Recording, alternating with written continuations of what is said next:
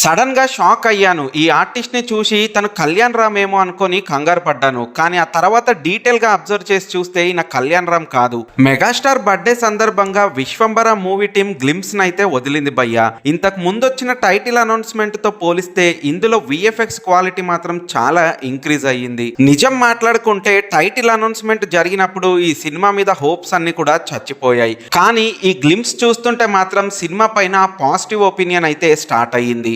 Glimpse starting లో ఒక చిన్న పాప వాయిస్ తో ఈ విశ్వంబరాలో ఏం జరిగిందంటూ స్టార్ట్ అవుతుంది. అంటే విశ్వంబర అనేది ఒక కొత్త వరల్డ్ అని నాకు అనిపిస్తుంది. సడన్ గా షాక్ అయ్యాను. ఈ ఆర్టిస్ట్ ని చూసి తను కళ్యాణ్ రామ్ ఏమో అనుకొని కంగారు పడ్డాను. కానీ ఆ తర్వాత డీటెయిల్ గా అబ్జర్వ్ చేసి చూస్తే ఈయన కళ్యాణ్ రామ్ కాదు.